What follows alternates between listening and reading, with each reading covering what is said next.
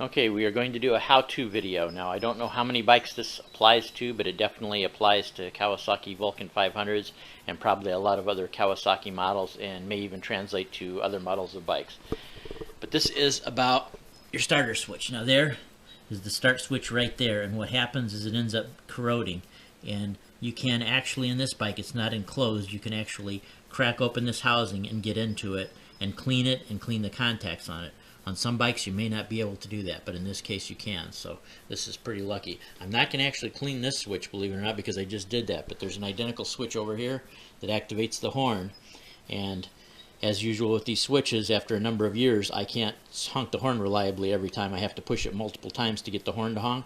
So this switch is identical to the one on the other side, so whatever I show you on this will apply equally to the starter switch, and maybe help you out with some other problems if you think your starter's not working and you think it could be a problem from the solenoid or whatever.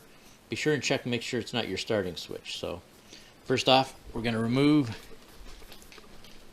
2 Phillips screws back here holding the housing on. I'd already loosened them up a little bit because they were extra tight, so I'm just going to go ahead and pull them the rest of the way off.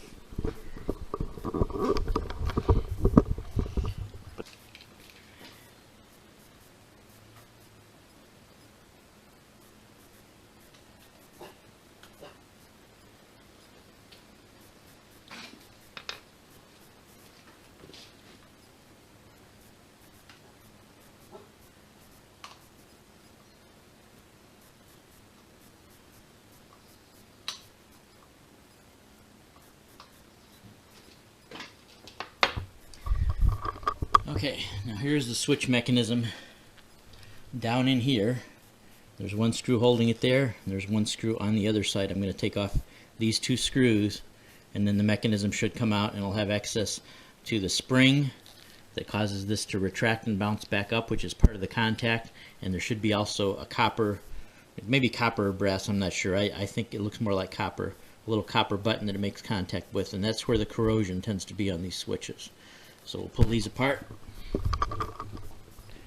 then we'll get to the switch mechanism.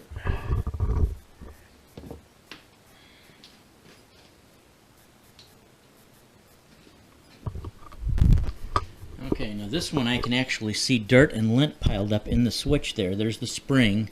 You can see the little spring down there that actually sits on this little button to the side. It kind of moved a little bit. And then here is the other contact right here that needs to be cleaned, and you can see there is some corrosion too, but to me it looks like the main problem is just tons of lint down in there need to be cleaned out. So we'll take that out, do a good clean out. What I usually do myself is I actually just take my pocket knife and I scrape the contact with my pocket knife.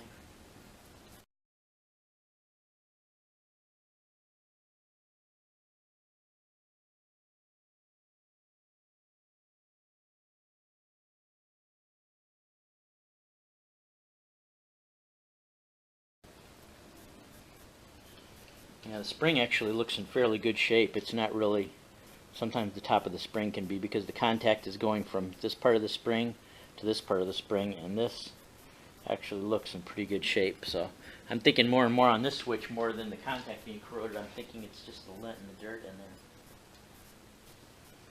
Okay, here I'm taking the whole thing out, and I'll take it over here in the light for you to see. I got most of the lint out, but you can see there's still a huge amount of lint, so I'm just going to use the little toothpick from my pocket knife and just clean out the rest of that lint. But the contact on this side actually looks pretty good. I'll still scrape it off just a little bit, but this side looks shiny, but the other side of contact is the one that looks pretty bad.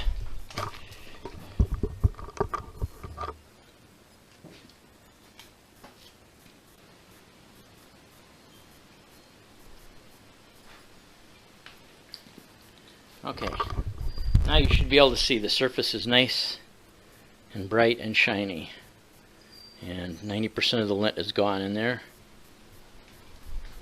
So now it's cleaning the other contact.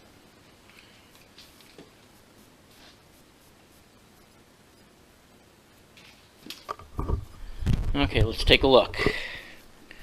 It was kind of dark and pitted. Now it's nice and shiny. There are still a couple of little pits in places there, but I don't want to go too crazy on scraping it down because there's just only so much material and I want it to work again. So now it's a matter of just checking the spring.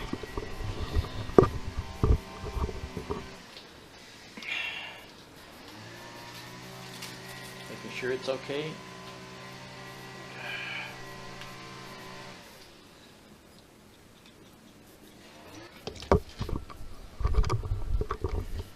And now it's just a matter of putting the spring back down inside there.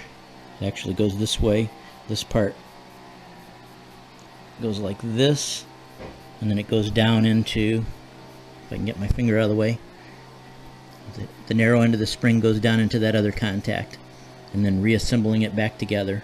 So I'm going to have to do this with two hands, so I'll put the camera back down.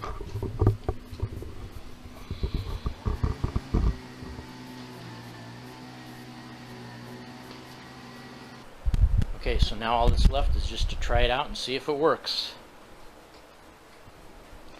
Turn on the key, push the button.